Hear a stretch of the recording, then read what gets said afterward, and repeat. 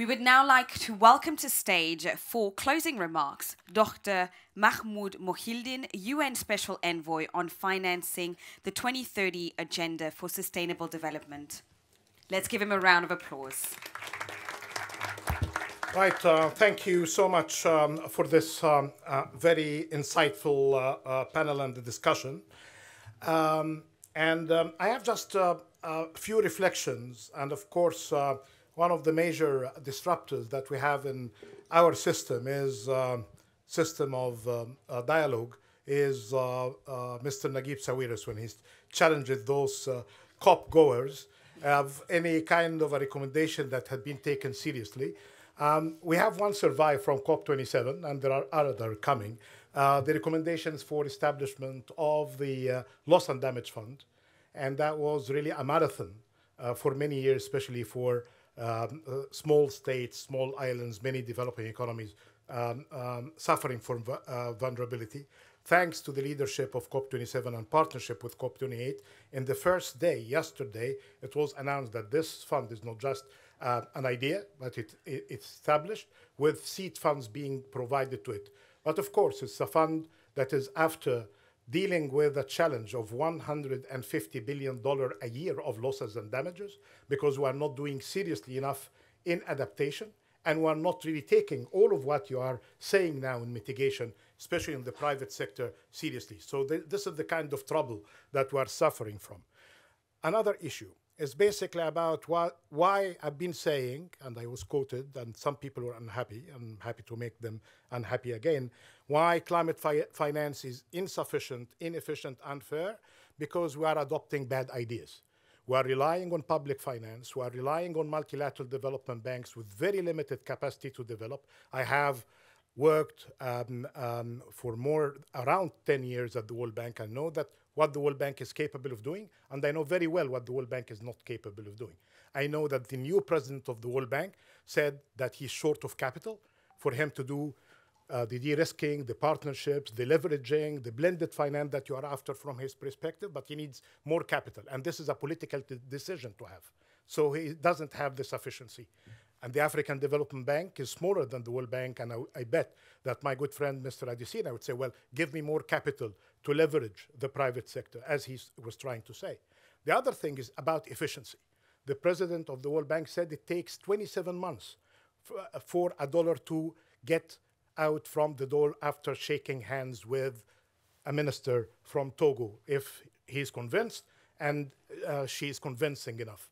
So this is 27 months of waste on changing dynamics and changing the technologies. And it's unfair because in many cases, she may borrow for matters that could really be done better with public-private partnership, with the help of philanthropy, with a bit of catalyst funds, and then we can talk finance, investment, not finance as debt, and talk about debt burden.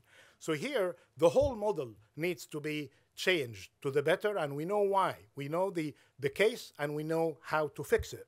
Then it's good that my good friend Justin Mundy just arrived, because we talk about debt as solutions as well. We have a toolkit for dealing with debt. But I'm not going to leave you with no solutions, because GFANZ Africa, that I chair, is part of the GFANZ, the Glasgow Finance Alliance for Net Zero, has many members here with us in the room, and we're providing solutions. First, in building pipeline of investable and bankable projects. We're proving everybody wrong when they say African countries or Asian countries or Latin American countries do not have bankable or investable projects. There is a report called From Assets to Flows. So if you have the supply of funds, the pipeline is there. UNEP is doing something similar. IRENA is doing something similar. But there could be something missing. It's policy.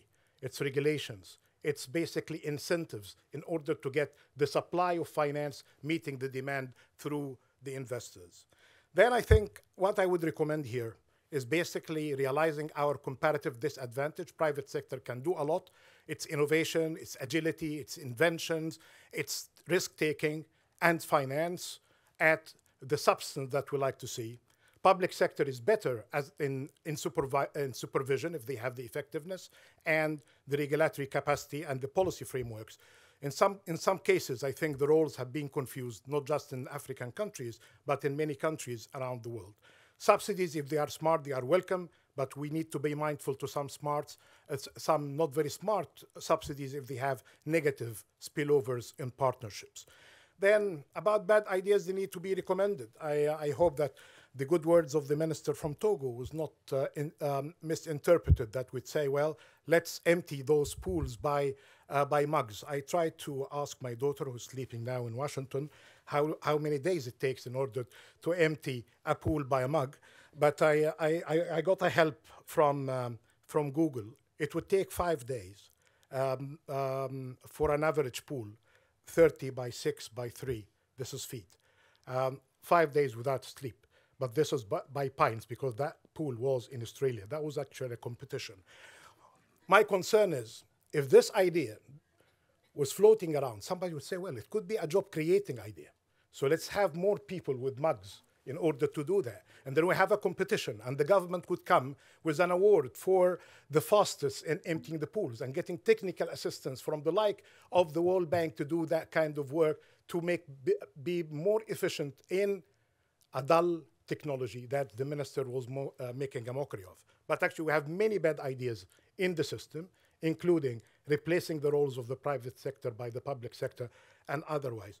GFANZ is trying to provide the help, pipeline of investable projects, dealing with debt management and debt swaps, dealing as well with the creation of carbon markets for Africa. And then we need to deal with many of these challenges listed by Mr. Adesina. It's not just the perceived risk, the risk in existence, and we have tools to deal with that. There is a capacity development that we need to push.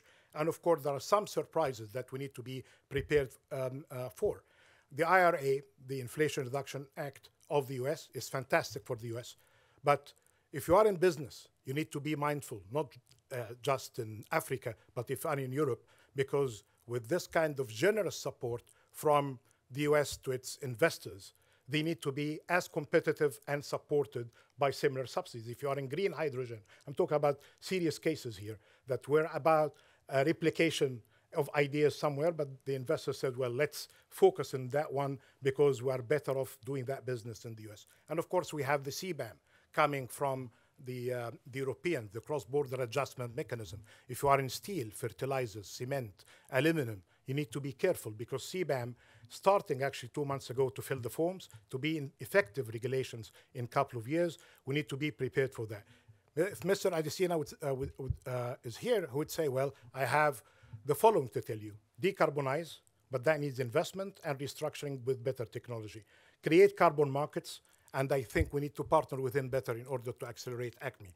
And finally, partner with the right people to do that, which is basically the private sector, and not just wait to the governments to do what they cannot do. Having said that, it's a very promising COP in tough circumstances around the world.